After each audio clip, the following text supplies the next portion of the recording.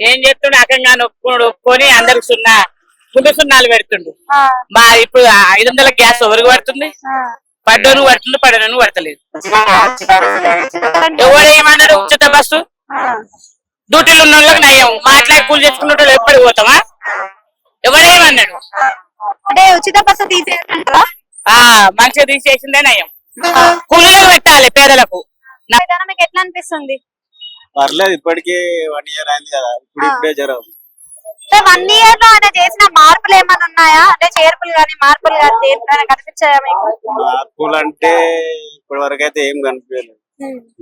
ఇప్పుడు ఉచిత పథకాలు ఇస్తుండు, రైతు రుణమాఫీ అన్నాడు, మరి వీటి వల్ల యూజ్ ఉన్నాయా లేదంటారా? అసలు రైతు రుణమాఫీ జరిగిందా లేదా? ఇంతవరకు అయితే రైతు రుణమాఫీ అయితే జరగలేదు. రుణమాఫీ అంటే కొందరికి జరిగింది, కొందరికి. ఉచిత బస్సులో ఉచిత పథకాల భాగంగా ఉచిత బస్సు ఉంది కదా, ఉచిత బస్సును తీసేయాలి అంటున్నారు. మీ అభిప్రాయం ఏంటి దాని మీద? తీసేస్తేనే బాగుంటది. ఎందుకని? ఎందుకంటే అది అందరికి యూజ్ అయితే లేదు. మొత్తం ఉన్నోళ్ళు పోతురు, లేనోళ్ళు పోతురు, అందరూ దాన్ని చేస్తారు. అంటే ఇప్పుడు ఉచిత కరెంట్ కానీ 500 రూపాయల గ్యాస్ అయితే ఎవరికి రాలేదు. మీకు కూడా ఉచిత కరెంట్ రాదు. ఓకే. ఇప్పుడు కేసీఆర్ 10 ఏళ్ల పరిపాలన చూసినారు, ఇప్పుడు రేవంత్ రెడ్డి సంవత్సరం నుంచి చూస్తున్నారు. ఆయనకి ఈయనకి తేడా అంటే ఏం చెప్తారు? తేడా అంటే 1 year లో అందరూ అట్లనే ఉన్నారు, ఇద్దరు అట్లా. ఆయన డెవలప్మెంట్ బాగా చేసిండు అంటున్నారు కదా కేసీఆర్.